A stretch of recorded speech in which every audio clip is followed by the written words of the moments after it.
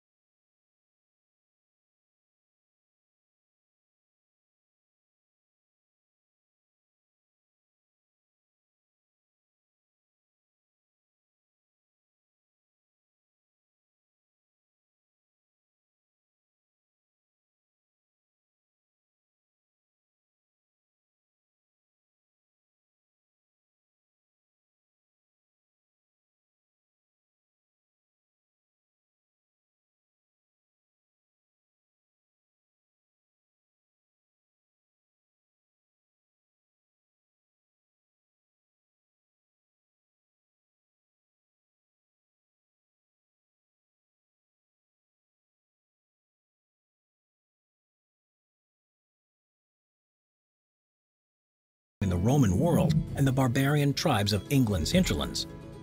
It was also heavily fortified, with guard towers being placed at regular intervals and forts being built every 7 kilometers or so. However, despite all of this work being put into it, many historians are confused as to why it was built. After all, the economic cost of building such a massive wall likely didn't justify the small-scale raids that would have occurred had it not been put up. Regardless, although it's not exactly in the best of shape, parts of it can still be visited to this day. Number 6. The Parthenon. Of all the temples that have been built throughout history, few are as impressive as the Parthenon, which is an architectural marvel that was commissioned by the Greek statesman Pericles in 447 BC and completed in 432 BC. Now, despite looking perfectly straight and symmetrical, its Doric columns are in fact tapered, allowing the temple to appear this way despite the fact that it features no right angles and no straight lines. The Parthenon is almost completely made of Pentelic marble and limestone, with it being believed that a material known as frieze once wrapped around the top of the exterior wall.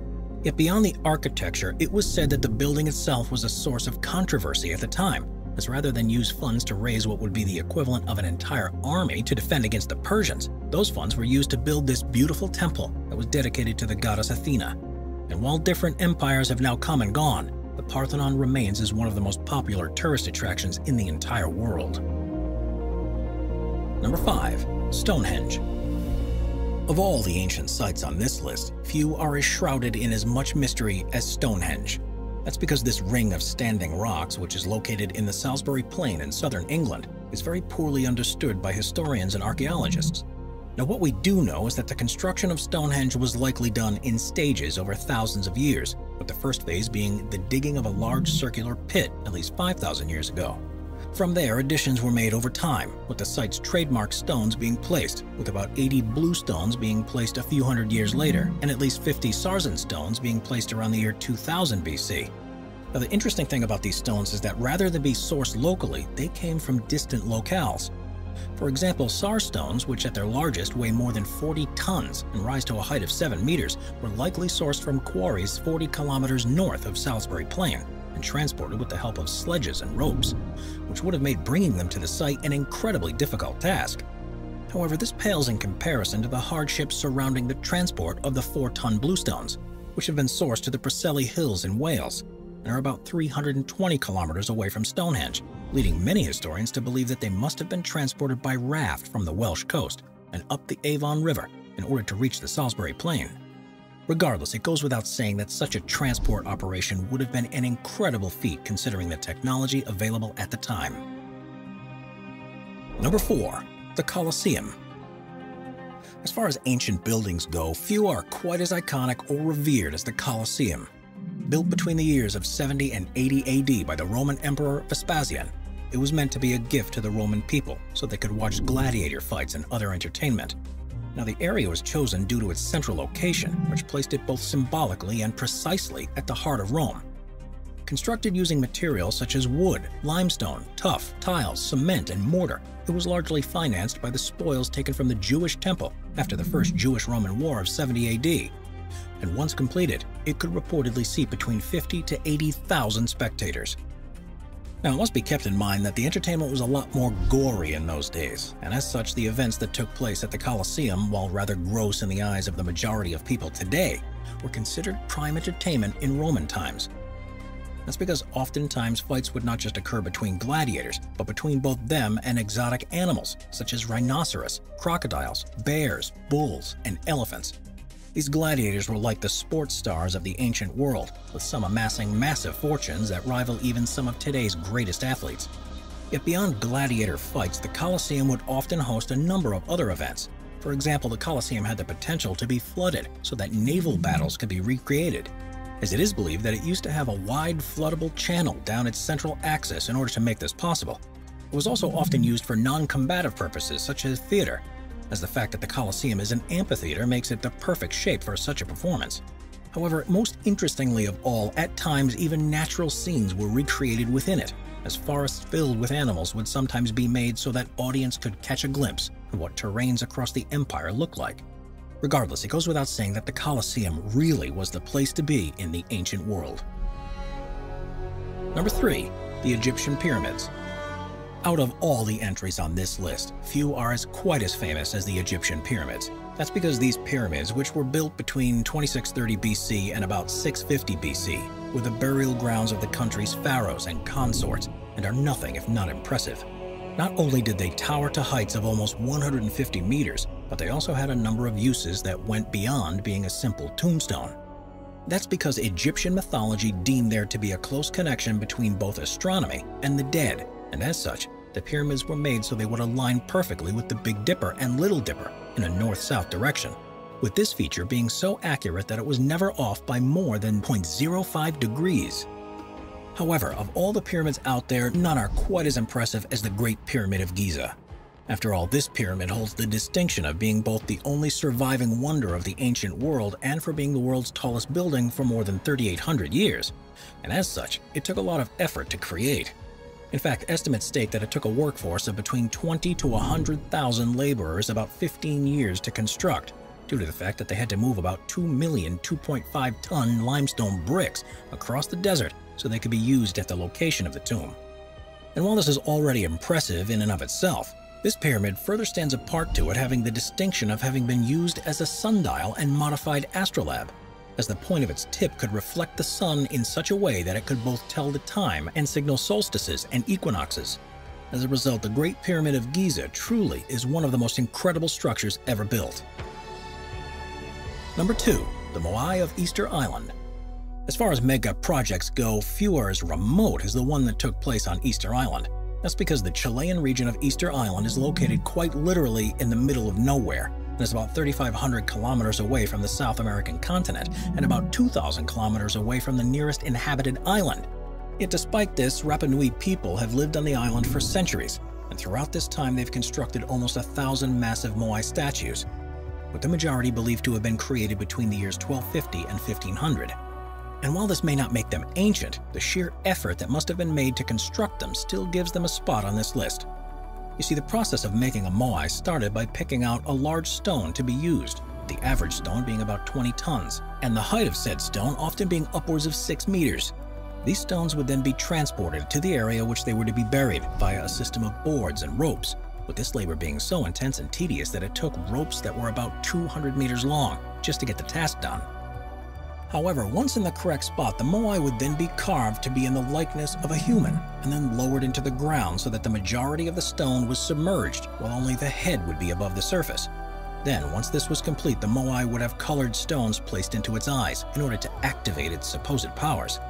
However, this still begs the question as to what purpose the moai served, and while the exact use of them is still disputed to this day, it's believed that each family had a moai associated with it, and that the moai would be used as a family symbol in ceremonies and as a burial ground for deceased relatives. As a result, the moai are still revered by Easter Island's inhabitants to this day. Number 1. The Roman Aqueducts. Everyone knows that water is essential to human life, and as a result, it shouldn't come as a surprise that no city can function without a decent supply of this life-saving liquid. This was a fact that the Romans knew well, and as a result they created a large series of aqueducts, or water transport channels, in order to transport fresh water to the cities, homes, and farms throughout the empire. And although they were not the first to create them, as variations made in India and Egypt predate them, the Romans were the first to make them truly expansive, as they created multiple that stretched across hundreds of kilometers of terrain in cities empire-wide, with the first being built in 312 BC and the last in 226 AD. These aqueducts essentially work by taking water from a freshwater source such as a mountain stream and then funneling it on a downward slope towards a city, using gravity and the natural slope of the land to ensure that the water would reach its target. Along the way, this water would pass through sediment filters to rid the water of dirt and debris, and often it would continuously flow through ceramic pipes in order to ensure that it would not sit and pick up bacteria. And while most would flow underneath the surface of the earth at a depth of between ½ meter to 1 meter, there were some that would be funneled through massive bridges and funnels that towered over the countryside, making this system as beautiful as it was functional. However, what's perhaps most incredible of all is that many of these aqueducts are still in use today. That's because despite their age, the quality of the craftsmanship in making these structures have allowed them to provide many modern-day cities with water, and be it supplying much of Rome's amazing fountains or the Croatian city of Split's water taps, it's clear that the aqueduct has truly stood the test of time.